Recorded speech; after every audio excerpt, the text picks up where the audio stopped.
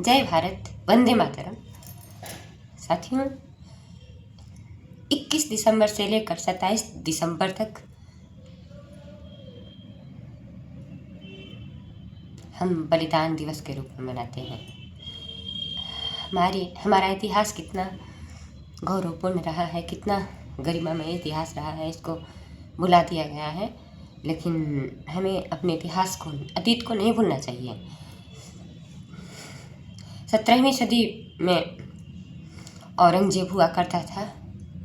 दोस्तों, हमारे देश को 200 वर्ष तक तो अंग्रेजों ने लूटा, लेकिन उससे पहले मुगल आक्रांता हमारे देश को पूरी तरह से लूटपाट के जाते थे। हमेशा लुटेरों का आक्रमण होता था और लूटपाट कर और फिर यहाँ से बहुत कुछ अपने यहाँ ले जाते थे। वो लुटेरे, वो मंगोल, वो तुर्की ये वो हम पहले के इतिहास में फिर भी और पहले की किताबों में फिर भी हमने पढ़ा है, लेकिन आजकल की किताबों में से इसको बड़ी ही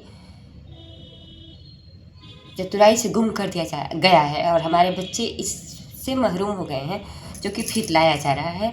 अच्छी बात है, इतिहास, अपने गौरव में इतिहास को नहीं भूलना चाहिए। ये 21 से 27 दिसंबर तक हमारे गुरु गोविंद सिंह जी, जो सिखों के 10वें गुरु थे, उनके बच्चों की बलिदान के रूप में मनाया जाता है। औरंगजेब अत्यंत ही 17वीं सदी में औरंगजेब अत्यंत ही क्रूर शासक था और उसने हम पर, हमारे ऊपर, हमारे राजवाड़ों के ऊपर, क्योंकि उन लोग को मालूम था कि जो यहाँ के राजे राजवाड़े हैं उनके ऊपर हम अपना अधिकार जताएंगे, फिर जनता तो हमारे अंतर्गत आ ही जाएगी। जनता बेवकूफ़ है, जनता भोली भाली है। तो उन्होंने धर्म परिवर्तन के लिए बहुत दबाव डाला, लेकिन वो साहबजादे, वो सिख जो कि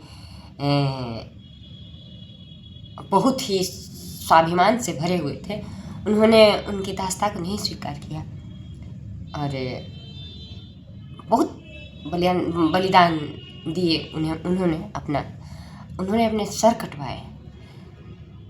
वो आतताई उनके छाती को बीच से छेद देते थे और वो बोलते थे कि तुम अपना धर्म परिवर्तन कर लो। लेकिन हमारे जो स्वाभिमानी सिख भाई थे, उन्होंने हार नहीं मानी और उन्होंने एक मिसाल कायम की। औरंगजेब ने कहा कि उसने हर तरह से उन्हें मजबूर किया। उनके 10 बच्चे थे, हाँ, तो उनको अलग अलग कर दिया और उनकी माँ से जो 2 छोटे बच्चे थे वो माँ के पास थे और उन्हें भी उसने नहीं छोड़ा। लास्ट में गुरु गोविंद सिंह को बोला कि तुम या तो धर्म परिवर्तन कर लो या फिर तुम खुद अपने बच्चों का कत्ल करो। तो गुरु गोविंद सिंह ने कहा कि हमारे धर्म में ऐसा नहीं होता है, ये विभत्स काम तुम ही कर सकते हो।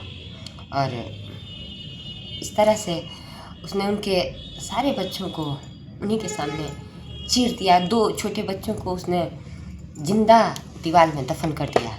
ऐसा हमारा अतीत रहा है और हमें अपने इस अतीत को नहीं भूलना चाहिए। हमें अपने बच्चों को ऐसी गौरवमयी गाथाएं सुनानी चाहिए ताकि वो इतिहास को याद रखें, इतिहास को भूलें न और अपने धर्म पर, अपने सनातन पर अडिग रहें। राधे।